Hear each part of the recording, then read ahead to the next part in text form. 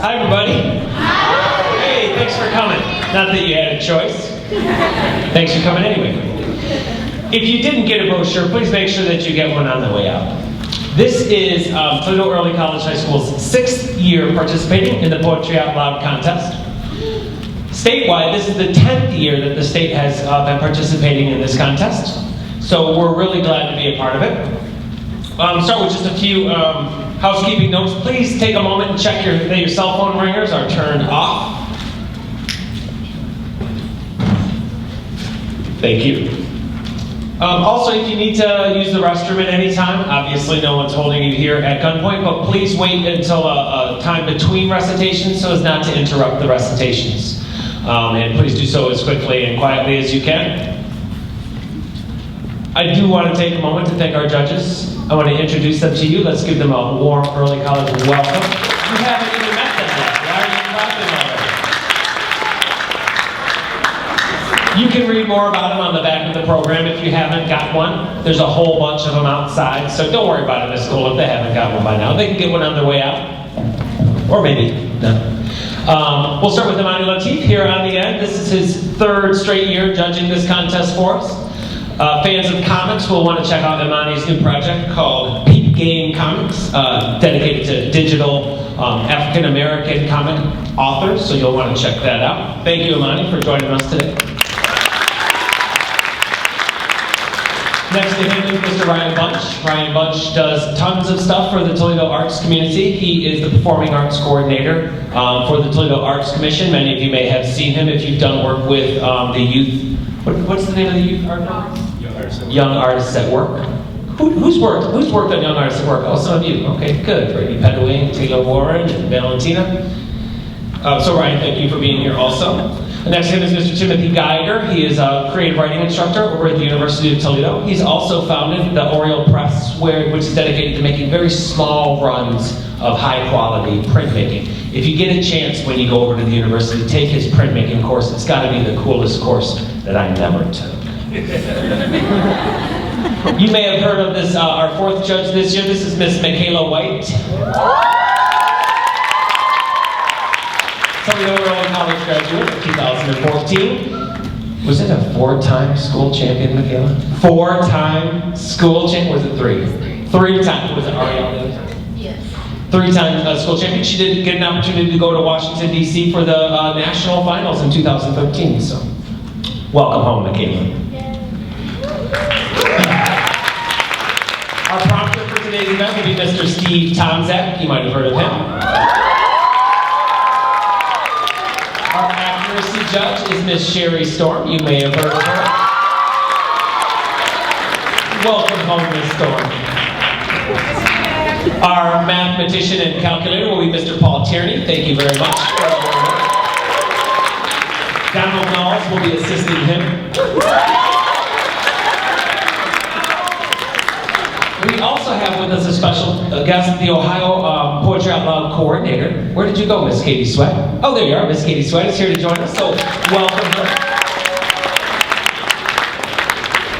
There is a small typo on the brochure because I did it, and of course, I know. Go ahead, you want to boo me? Boo me.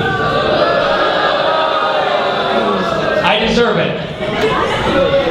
On the brochure, it says that the first poem recited is The Room by Conrad Aiken. That's incorrect. Lori Britt will be performing The Woman at the Washington Zoo by Randall Gerald.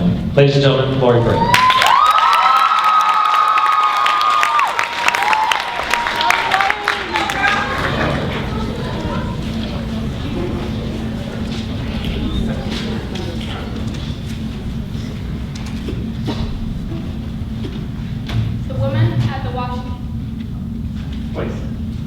The Woman at the Washington Zoo by Randall Gerald.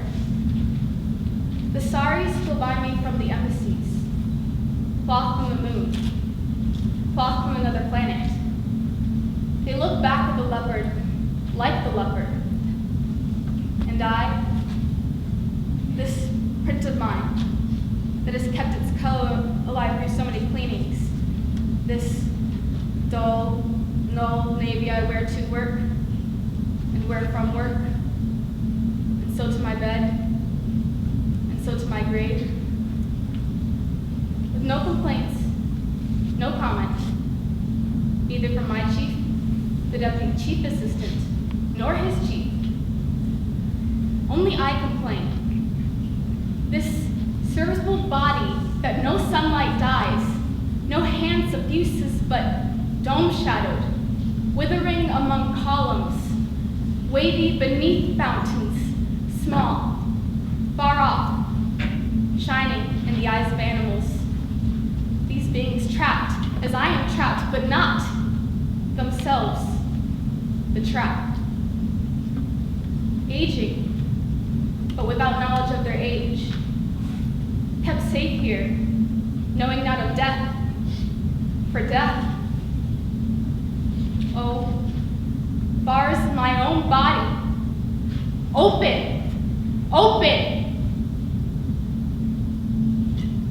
The world goes by my cage and never sees me.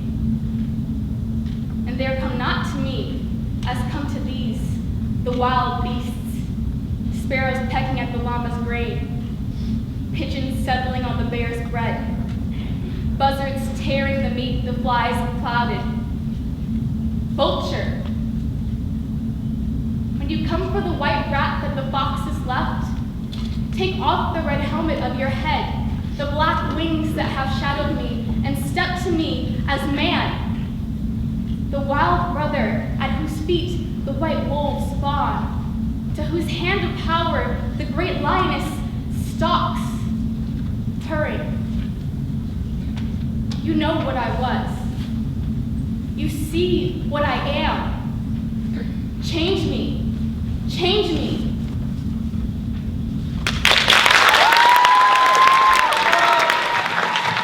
Our next recitation comes from Mackenzie Brogan.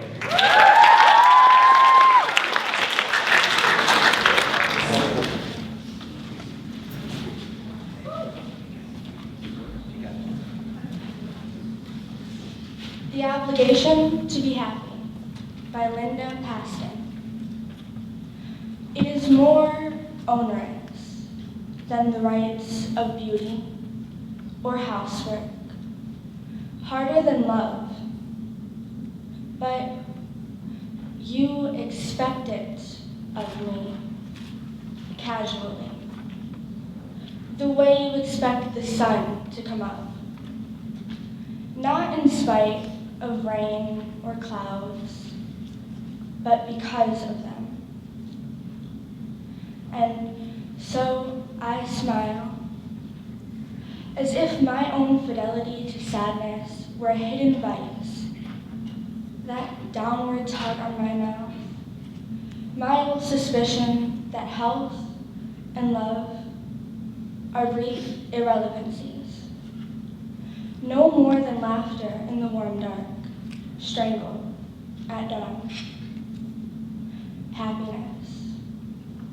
I try to hoist it on my narrow shoulders again. A knapsack heavy with gold coins. I stumble around the house, bump into things.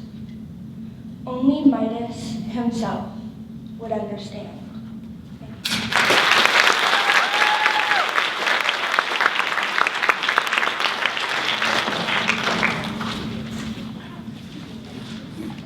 Reciting next, Andrea Cook.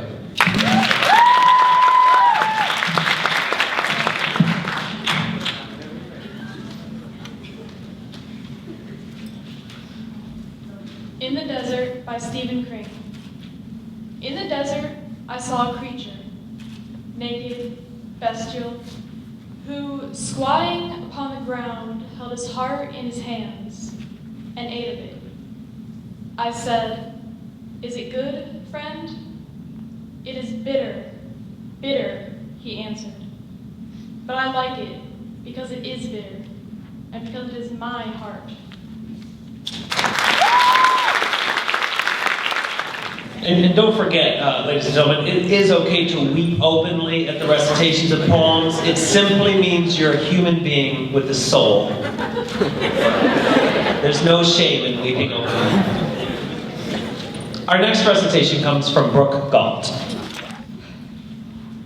The End of Science Fiction by Lisa Wheeler. This is not fantasy. This is our life. We are the characters who have invaded the moon who cannot stop their computers. We are the gods that can unmake the world in 7 days. Voltaire stopped at noon. We are beginning to live forever in lightweight aluminum bodies with numbers stamped on our backs. We dial our words like music. We hear each other through water. The genre is dead. Invent something new. Invent a man and a woman naked in the garden. Invent a child that will save the world. A man who carries his father out of a burning city. Invent a spool of thread that leads a hero to safety. Invent an island on which he abandons the woman who saved his life with no loss of sleep over his betrayal. Invent a shepherd that kills a giant, a girl who goes into a tree, a woman who refuses to turn her back on the past and is changed to salt, a boy who steals his brother's birthright and becomes the head of a nation. Invent real tears, hard love, slow-spoken ancient words difficult as a child's first steps across the room. The next poem that you're going to hear actually inspired Mr. Shauver's incorporation of Math Out Loud after Isis's recitation last year. Next up to recite, raise your hand.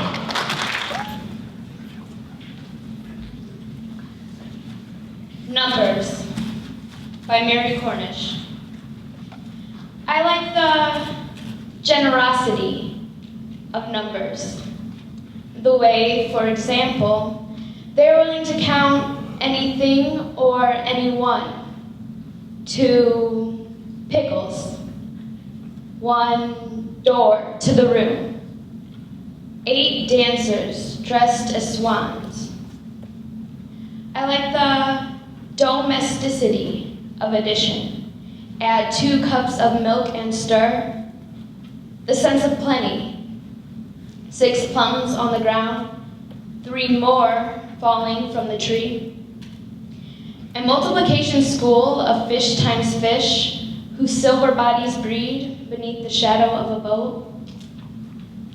There's an amplitude to division as it opens Chinese takeout box by paper box. Inside every folded cookie, a new fortune. And I never fail to be surprised by the gift of an odd remainder, footloose at the end. 47 divided by 11 equals 4, with 3 remaining. 3 boys beyond their mother's call. 2 Italians off to the sea. 1 sock that isn't anywhere you look. Thank you.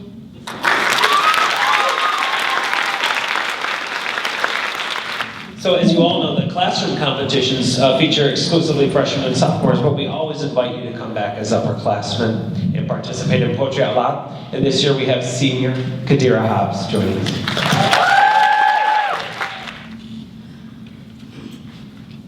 New Folk by Terrence Hayes. I said folk was dressed in blues but hairier and hemmed. After the acoustic banjo disciples, Jebediah said, when and wherefore shall the bucolic blacks with good tempers come to see us pluck as Elizabeth Cotton intended?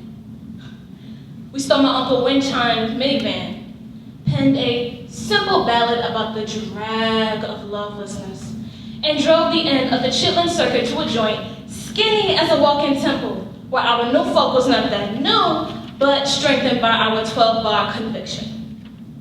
A month later, in pulled a parade of well-meaning alabaster post-adolescents.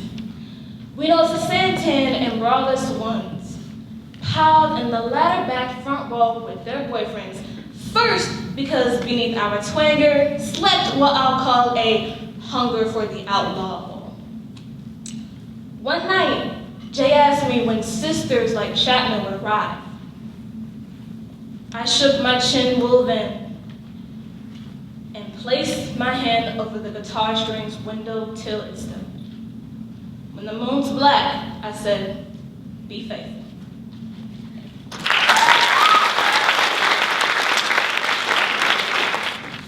How about that poetry, huh?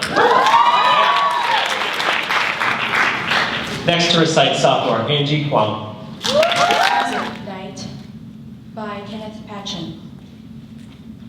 Be music night, that her sleep may go where angels have their pale, tall choirs. Be a hand, see, that her dreams may watch thy guisement touching the green flesh of the world. Be a voice, sky, that her beauties may be counted, and the stars will tilt their quiet faces into the mirror of her loveliness. Be a road, earth, that her walking may take thee where the towns of heaven live their breathing spires. Oh, be a world and a throne, God, that her living may find its weather, and the souls of ancient bells in a child's book shall lead her into thy wondrous house. Thank you. Our next finalist admitted that she always finds herself on stage accidentally. Ladies and gentlemen, Destiny Kite.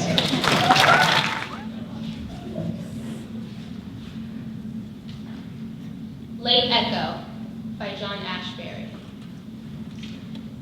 Alone with our madness and favorite flower, we see that there really is nothing left to write about. Or rather, it is necessary to write about the same old things in the same way, repeating the same things over and over for love to continue and be gradually different.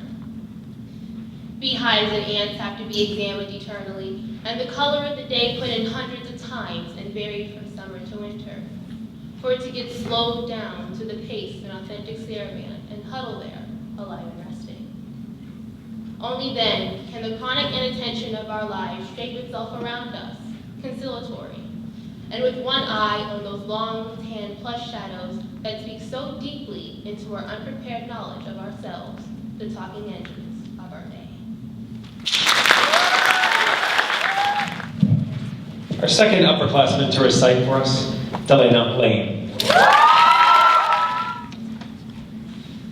The Bones of My Father by Etheridge Knight. There are no dry bones here in this valley. The skull of my father grins at the Mississippi moon from the bottom of the Tallahatchie. The bones of my father are buried in the mud of these creeks and brooks that twist and flow their secrets to the sea. But the wind sings to me. Here, the sun speaks to me of the dry bones of my father. There are no dry bones in the northern valleys, in the Harlem alleys. Young black men with knees bent gnawed on the stoops of the tenements and dream of the dry bones of my father. And young white long hairs who flee their homes and bend their minds and sing their songs of brotherhood. And no more wars are searching for my father's bones. There are no dry bones here. We hide from the sun. No more do we take the long straight strides. Our steps have been shaped by the cages that kept us. We glide sideways like crabs across the sand. We perch on green lilies. We search beneath white rocks. There are no dry bones here. The skull of my father grins at the Mississippi moon from the bottom of the Tallahatchie. Thank you.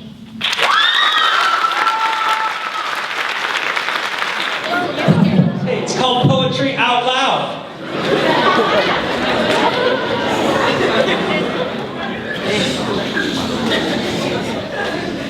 Next to recite, Patrick Jeep Maisie.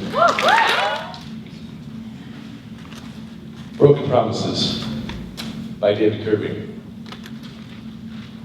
I have met them in dark alleys, limping and one-armed.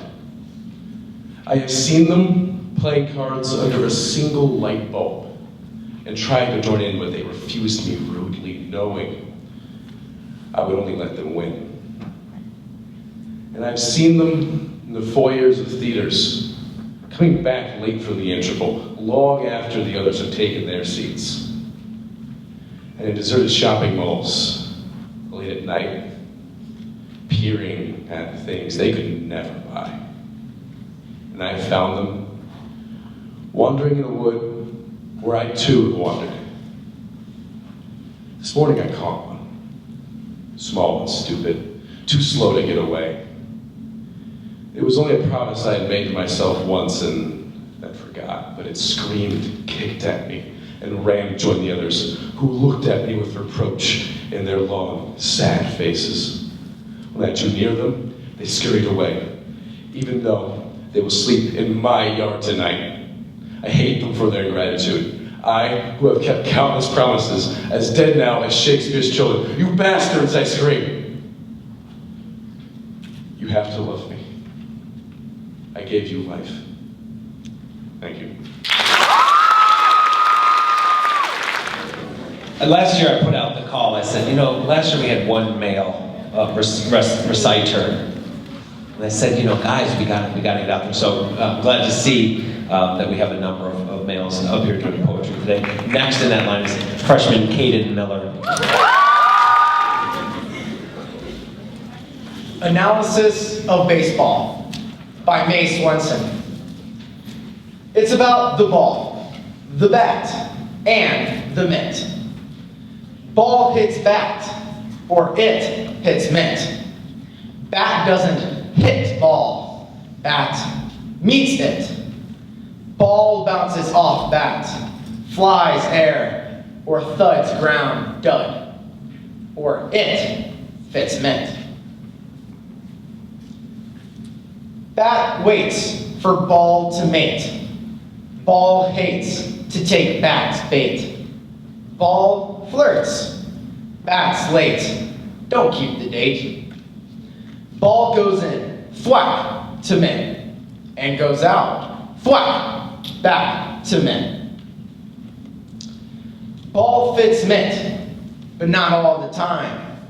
Sometimes ball gets hit, pow, when bat meets it, and sails to a place where mitt has to quit in disgrace.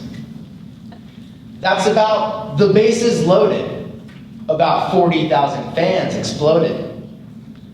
It's about the ball, the bat, the mitt, the bases, and the fans.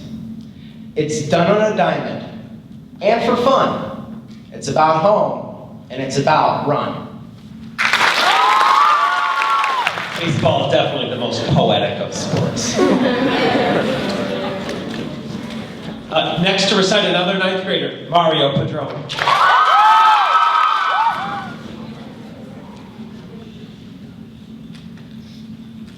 Rip Rap by Gary Snyder.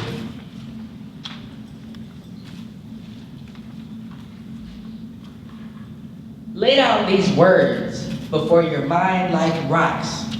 Placed solid by hands in choice of place. Set before the body of the mind in space and time. Solidity of bark, leaf, or wall. Cobble of Milky Way. Straying planets. These poems. People. Straying planets with lost ponies and dragging saddles and rocky surefoot trails. Ants and pebbles in the thin loam, each rocky word a creek-washed stone, granite ingrained with torment of fire and weight. Crystal and sediment linked hot, all change in choice of place, and thoughts as well as things. Thank you.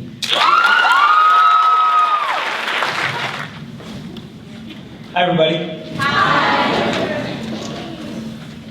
Our next recitation comes from sophomore Emilia Reese.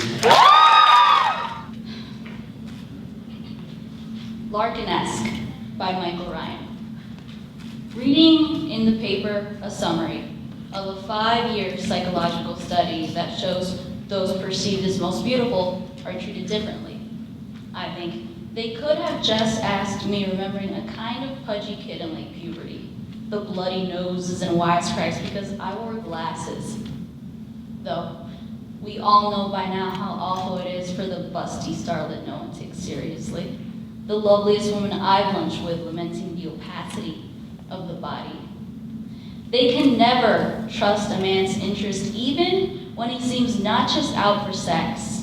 Eyes focus on me above rim of wine glass, and who would want to live like this, and what does beauty do to a man? Don Juan, Casanova, Lord Byron. Those fiery eyes and steel jawlines confront a furnace of self-loathing. All those breathless women rushing to him while hubby's at the office or ball game primed to be consumed by his beauty while he stands next to it, watching. So, maybe the looks we're dealt are best. It's only common sense that happiness depends on some variable deprivation or defect. And who knows what conflicts great beauty could have caused, what cruelties one might have suffered from those now friends, what unmanageable possibilities smiling at every small turn. So, if I get up to draw a tumbler of ordinary tap water and think, what if this were nectar, dripping from delicious, burning fingers? Will all I've missed knock me senseless? No, of course not. It won't. Thank you. Next to recite, freshman J.C. Salmon. Time I've Lost in Wooing by Thomas More. The time I've lost in wooing, in watching and pursuing the light that lies in women's eyes has been my heart's undoing. Though wisdom oft has sought me, I scorn the lore she brought me. My only books were women's looks and follies, all they've taught me.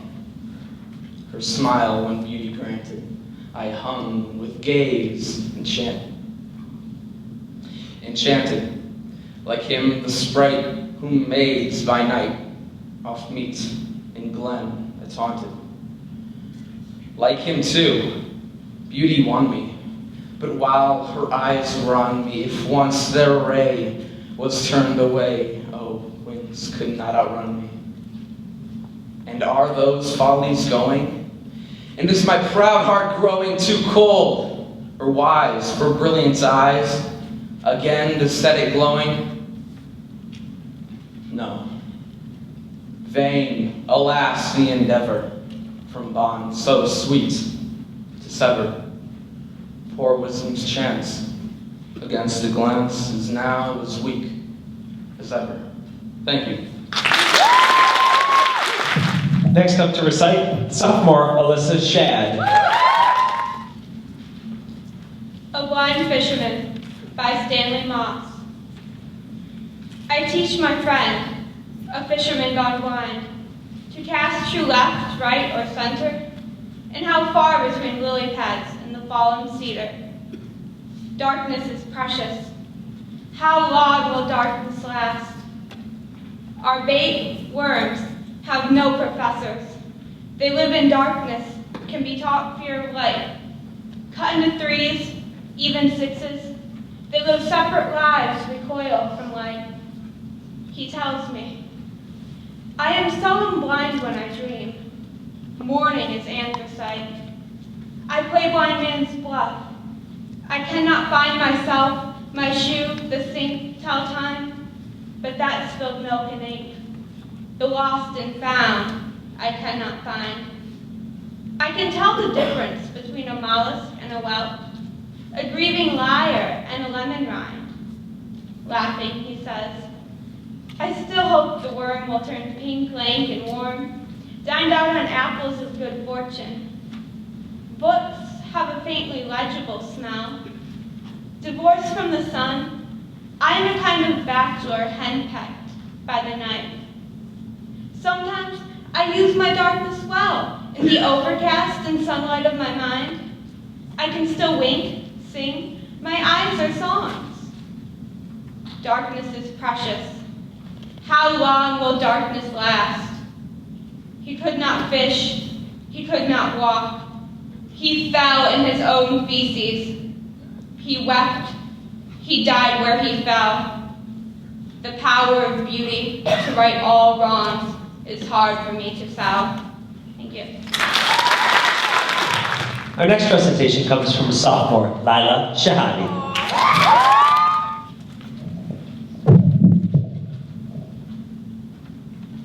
I heard a fly buzz when I died by Emily Dickinson. I heard a fly buzz when I died. The stillness in the room was like the stillness in the air between the heaves of storm. The eyes around had wrung them dry, and breaths were gathering firm for that last onset when the king be witnessed in the room. I willed my keepsakes, signed away what portion of me be assignable. And then it was, there interposed a fly with blue, uncertain, stumbling buzz between the light and me. And then the windows failed. And then I could not see to see.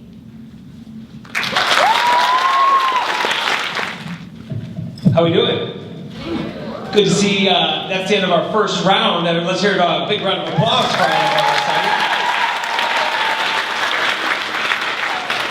The thing I like best about a program like this is it really does show the broad spectrum of poetry. I think a lot of times people hear poetry and they think flowers and rainbows and butterflies, and we've had the gamut of happy and depressing and light and sad and all sorts of colors in between. You'll also note that a number of our contestants dressed up for their poem recitations. I also dressed up. This is my Walt Whitman beard. I've been working on it. Hey, Bree. Hey, Bree. You like my beard? In case you're unfamiliar with the format of the contest, all recitations will be in 2 rounds. The first poem needs to be written after 1900. A second poem needs to be from before 1900.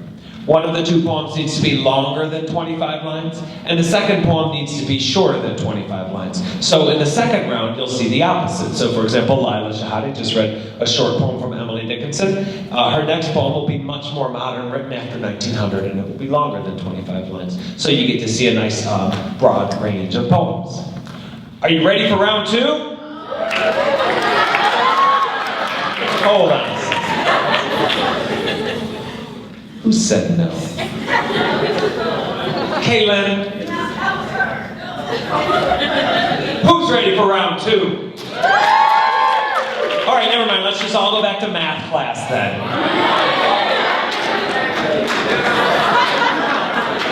Mr. Schauber is packing up his bags. To begin the second round, let's hear a nice round of applause for Lori Britt.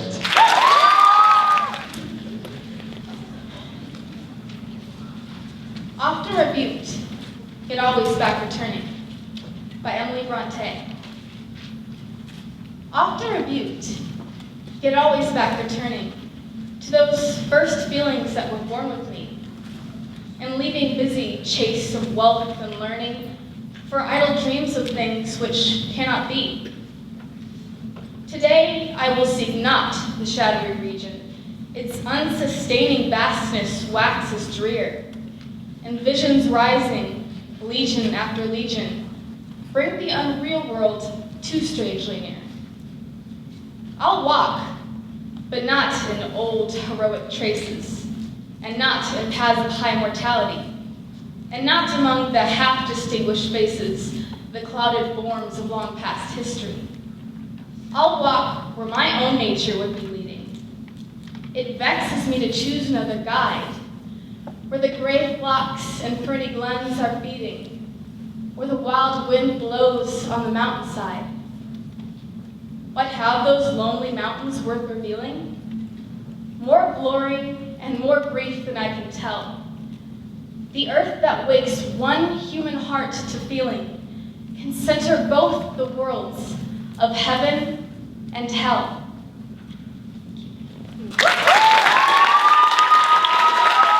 Welcome back to the microphone, Mackenzie Brogan. How many times these low feet stagger by Emily Dickinson. How many times these low feet stagger? Only the soldered mouth can tell. Try. Can you stir the river? Try. Can you lift the hasp of steel? Stroke the cool forehead, hot so often. Lift, if you care, the listless hair. Handle the adamantine fingers, never a thimble more shall wear. Buzz the dull flies on the chamber window. Brave shines the sun through the freckled pane. Fearless, the cobweb swings from the ceiling. Indolent housewife in Daisy's lane. Emily Dickinson, by the way, our most selected poet this year. There will be 3 Emily Dickinson recitations. Remember studying her in class?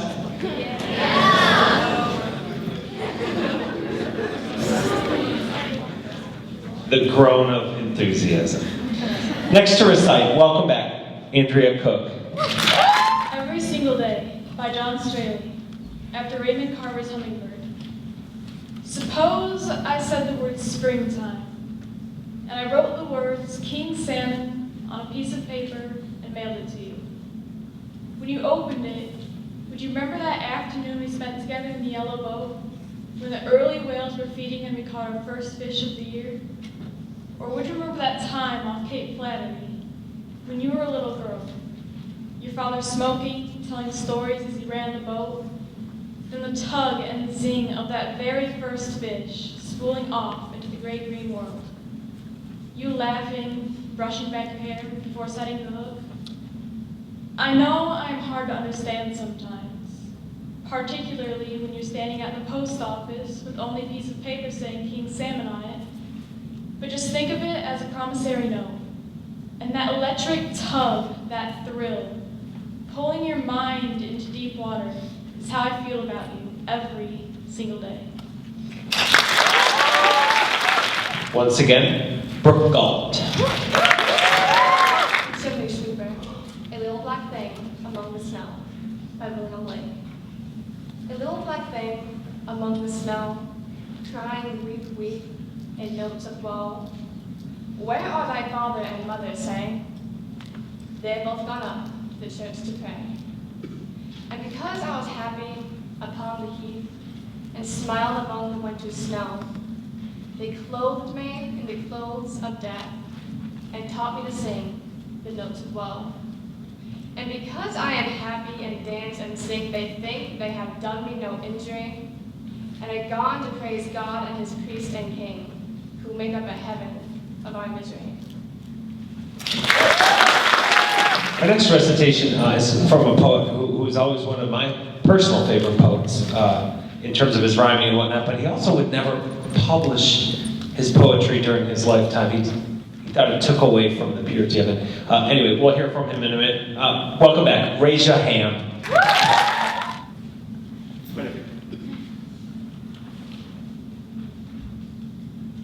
The Windhover by Gerard Manley Hopkins. To Christ our Lord. I caught this morning's minion, kingdom of daylight's dolphin, dapple dawn-drawn falcon, and his riding of the rolling level underneath him. Steady air, and striding high there, how he rung upon the rein of a wimpling wing in his ecstasy. Then off Off forth on swing as a skate's heel sweeps smooth on a bow bend. The hurl and gliding rebuffed the big wind. My heart in hiding stirred for a bird, the achieve of, the mastery of the thing.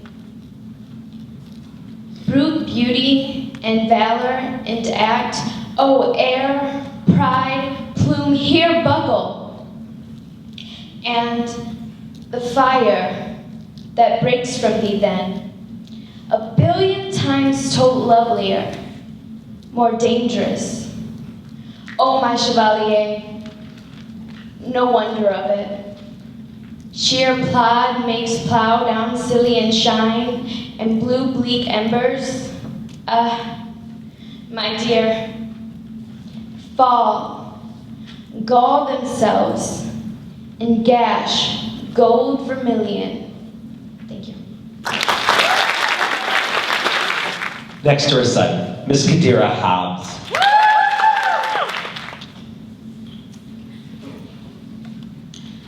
Thou Art My Lute by Paul Laurence Dunbar.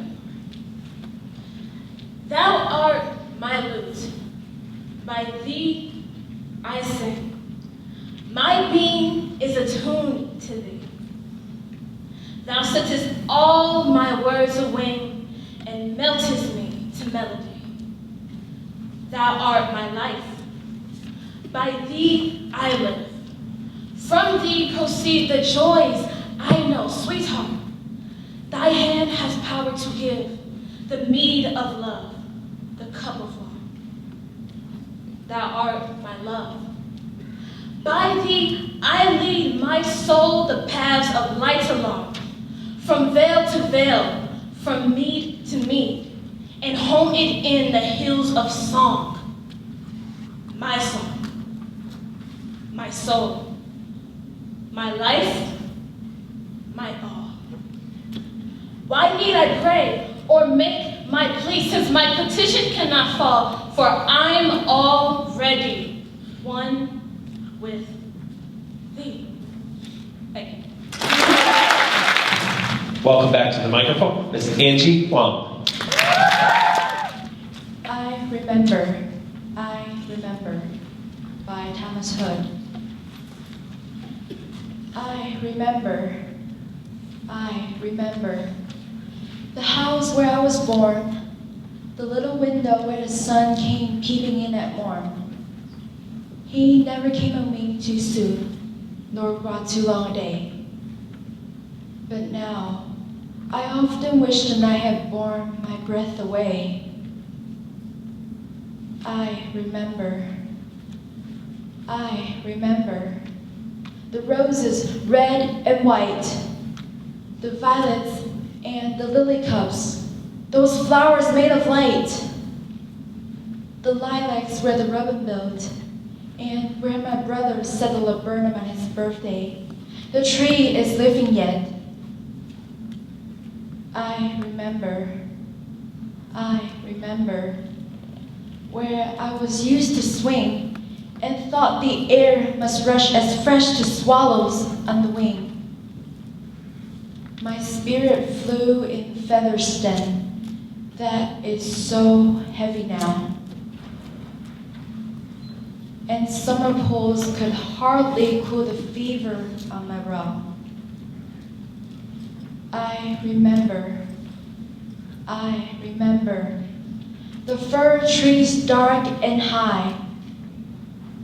I used to think their slender tops were close against the sky. It was the childish ignorance. But now 'tis little joy to know I'm farther off from heaven than when I was a boy. Thank you. Once again, Miss Destiny Kite.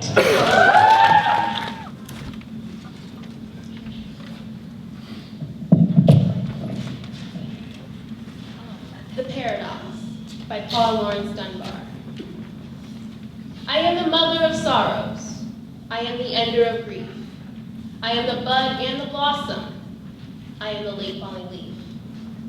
I am thy priest and thy poet. I am thy serf and thy king. I cure the tears of the heartsick. When I come near, they shall sing. White are my hands as the snowdrop. Swart are my fingers as clay. Dark is my frown as the midnight. Fair is my brow as the day. Battle and war are my minions, doing my will as divine. I am a calmer of passions. Peace is a nursling of mine. Speak to me gently or curse me. Seek me or fly from my sight. I am thy fool in the morning. Thou art my slave in the night. Down to the grave will I take thee, out from the noise of the strife. Then shalt thou see me and know me, death no longer but life. Then thou shalt sing at my coming, kiss me with passionate breath, clasp me and smile to have thought me, aught save the foeman of death. Come to me, brother, when weary. Come when thy lonely heart swells.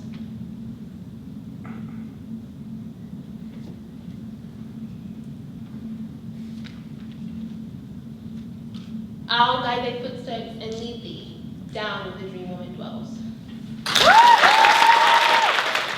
At the rehearsal yesterday, I promised them if any of them fainted, I would dive over and catch them before they hit the ground. So I'm still ready, just so you know, all of you. Ladies and gentlemen, let's hear it again for Delana Lane.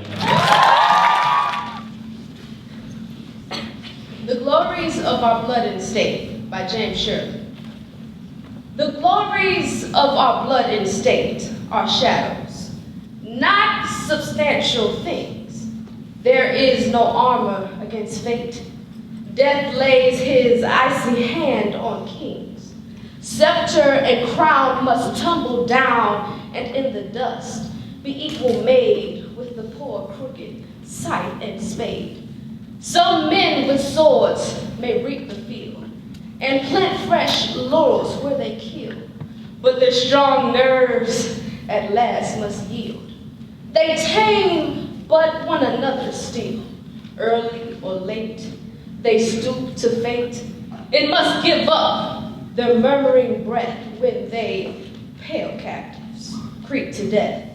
The garlands wither on your brow, then boast no more your mighty deeds upon death's purple altar now. See where the victor bleeds. Your heads must come to the cold tomb. Only the actions of the just smell sweet and blossom in their dust. Thank you. Once again, sophomore, Jeep Maisie.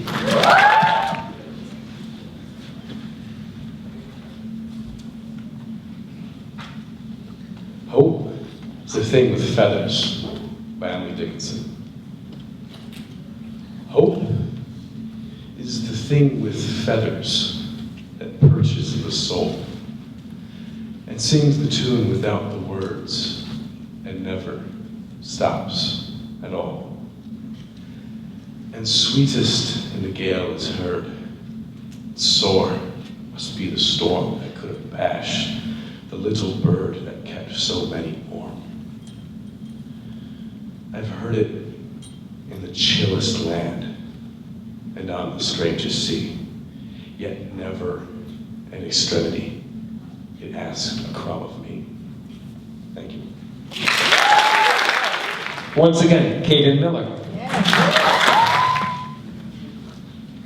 The American Soldier by Philip Furneaux.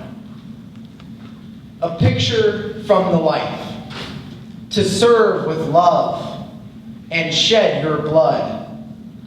Approved may be above, but here below, examples show, 'tis dangerous to be good. Lord Oxford. Deep in the vale, a stranger now to arms, too poor to shine in courts, too proud to beg. He who once warred on Saratoga's plains sits musing o'er his scars and wooden leg, remembering still the toil of former days. To other hands he sees his earnings paid. They share the due reward. He feeds on praise. lost in the abyss of want, misfortune's shade. Far, far from domes where splendid tapers glare, 'tis his from dear-bought peace, no wealth to win. Removed alike from courtly cringing squires, the great man's levy and the proud man's grin. Sold are those arms which once on Britons blazed, when flushed with conquest to the charge they came. That power repelled and freedom's fabric raised. She leaves her soldier, famine, and a name. Thank you. Once again, Mario Padron. April Love by Ernest Dowson. We have walked in love's land a little way. We have learnt his lesson a little while. And shall we not part at the end of day with a sigh, a smile?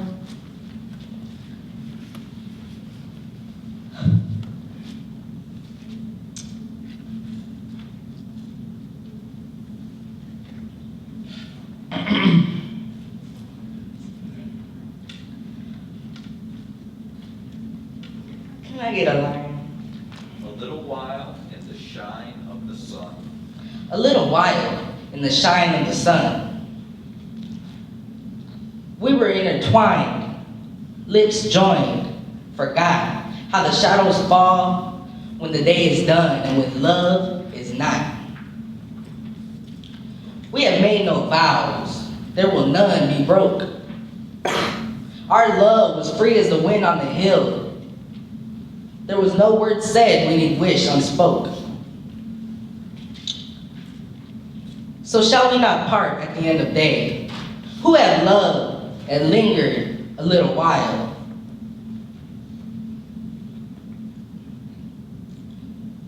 Join lips for the last time, and go our way with a sigh, a smile. Thank you. Once again, sophomore Emilia Reese.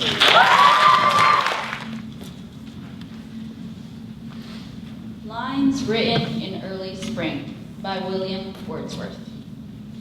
I heard 1,000 blended notes while in a grove I sate reclined, in that sweet mood when pleasant thoughts bring sad thoughts to the mind. To her fair works did nature link the human soul that through me ran, and much it grieves my heart to think what man has made of man. Through primrose tufts in that green bower, the periwinkle trailed its reeds, and I must think, do all I can, that there was peace there. The birds around me hopped and played, their thoughts I cannot measure. But the least motion which they made, it seemed a thrill of pleasure. The budding twigs around me spread as they reached for the air.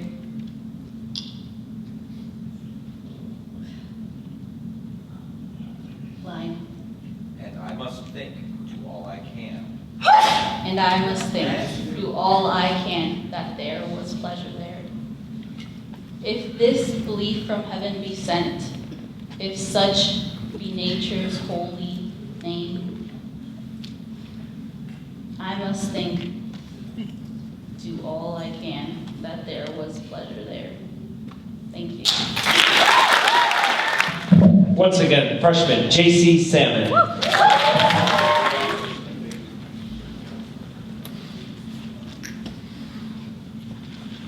Ways of Talking by Ha Jin. We used to like talking about grief. Our journals and letters were packed with losses, complaints, and sorrows. Even if there was no grief, we wouldn't stop lamenting, as though longing for the charm of a distressed face. Then we couldn't help expressing grief. So many things descended without warning. labor wasted, loves lost, houses gone, marriages broken, friends estranged, ambitions worn away by immediate needs, words lined in our throats for good whining. Grief seemed like an endless river, the only immortal flow of life. After losing a land and then giving up a tongue, we stopped talking of grief. Smiles began to brighten our faces. We'd laugh a lot at our own mess. Things became beautiful, even hailstones in the strawberry fields. Thank you, Toledo Early College. Yes, thank you, Toledo Early College. Once again, let's hear for Alyssa Shad. Metzocammy by Henry Wadsworth Longfellow. Half of my life is gone, and I have let the years slip from me and have not fulfilled the aspiration of my youth, to build some tower of song with lofty parapet. Not indolence, nor pleasure, nor the fret of restless passions that would not be stilled, but sorrow and a care that almost killed kept me from what I may accomplish yet. Though, halfway up the hill I see the past lying beneath me with its songs and sights. A city in the twilight, dim and vast, with its smoking roofs, soft bells, and gleaming lights. And here above me, on the autumnal blast, the cataract of death far thundering from the heights. Thank you. Once again, Laila Shahadi. Conversation by Aid for Robert Lowell. We smile at each other, and I lean back against the wicker couch. How does it feel to be dead? I say. You touch my knees with your blue fingers, and when you open your mouth, a ball of yellow light falls to the floor and burns a hole through it. Don't tell me, I say. I don't want to hear. Did you ever, you start, wear a certain kind of silk dress, and just by accident, so inconsequential, you barely notice it. Your fingers graze that dress, and you hear the sound of a knife cutting paper. You see it too, and you realize how that image is simply the extension of another image, that your own life is a chain of words that one day will snap. Words, you say, young girls in a circle holding hands and beginning to rise heavenward in their confirmation dresses like white helium balloons, the wreaths of flowers on their heads spinning. And above all that, that's where I'm floating. And that's what it's like, only 10 times clearer, 10 times more horrible. Could anyone alive survive it?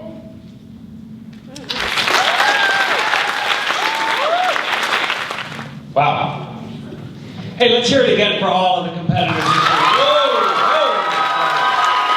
Great job. As a teacher, I'm always just real proud to see them come together, and there's such a ball of nerves coming up beforehand. And I do secretly love it to see them all nervous. It's great. But it's also great to see them persevere and sort of come through it. And the way they pull for each other is really touching to see too. I did forget to thank all of our guests that came from homes and friends and families. So let's give them a round of applause for joining us. We're always glad to share the talents of our students with our community. And audience, thank you all for your attention during the performances. I'm very appreciative of our ability to get together as a group and be respectful and quiet while so give yourselves a round of applause. What Faye and Kaylin say, it's better than math class. We're in just a moment. I'm going to ask Ms. Joseph to come up here and help me pass out the certificates. Let's hear it for Ms. Joseph.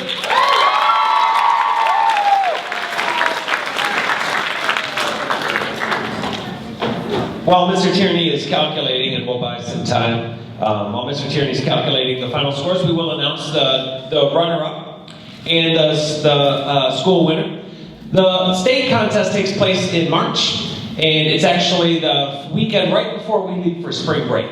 So it'll be a fun time to go down to Columbus and to cheer on our early college people. At the state competition, all the finalists will recite a third poem as well. So it really becomes a showcase of poetry. And again, in my mind, I told them all yesterday, you've already won. Just being here, I think, is a real success story for all of us. So. What was that? What'd you think, everybody? How we do? I feel like this year, it was just a really strong, a wide range of poems. Wouldn't you say, Ms. Wilson? Michaela, what'd you think? As I haven't been up here before and down there, like, which one do you like better? Oh, she likes it better down there. Okay, fair enough. So let's welcome back all of our finalists. If you come up and get your certificates, Lila Shahadi, Alyssa Shad, come on up. You know, Mr. Nissen would like to get a few pictures of everyone together, of course. And if you can stick around afterwards, that would be great. JC Salmon.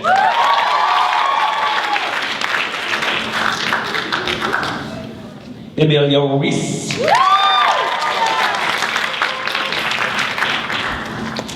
Mario Padron. Caden Miller.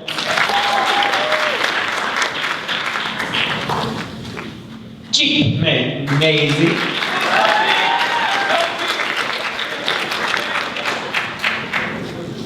Delana Lane. Destiny Kite.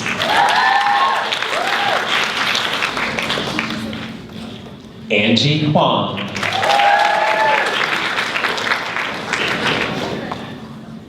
Kadira Haas.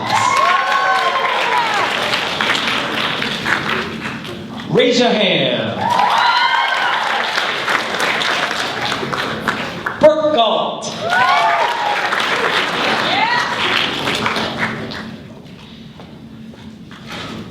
Andrea Cook. Mackenzie Brogan. And last but not least, Lori Britt. I know you're all getting tired of clapping and cheering and it's the end of the day, but you gotta give our judges one more round of applause. Thank you, judges, for coming. Thank you, Mr. Tomzak, for prompting. Ms. Storm for the accuracy judging. Mr. Tierney for calculating our scores. Mr. Nissen for everything that you do. To my colleagues, to the fellow staff members, thank you all for helping me in all that you do and making this so easy. What's that, Brianna? Oh, okay, and I guess you guys too. And who? And Donald. Donald, way to collect them.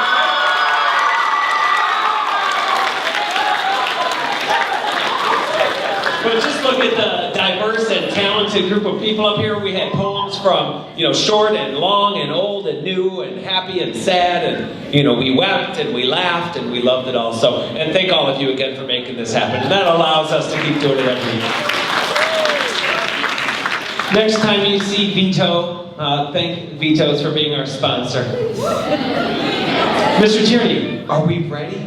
Class, can we get maybe a drum roll?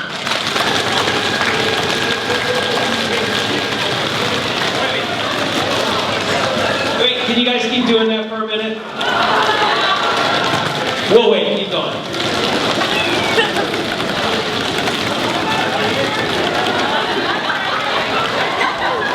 Keep going.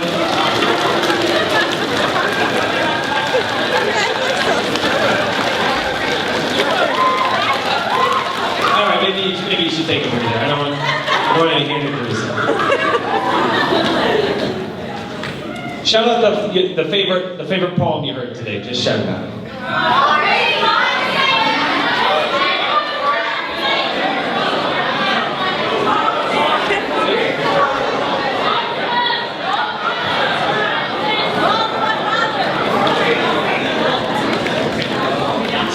here we go. Okay, so I'll announce the runner-up. Drum roll. Second place will be an alternate in the state of Ohio in March. Jeep Maisie.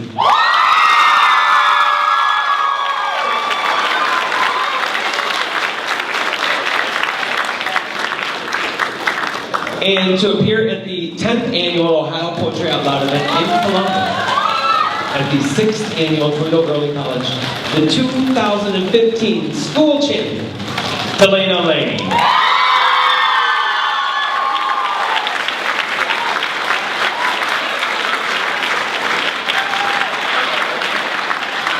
And while it is a competition, like I said, you're all winners in my eyes. I'm very proud of each of you. I had a great time hosting this event yet again. Wonderful job. I have the students.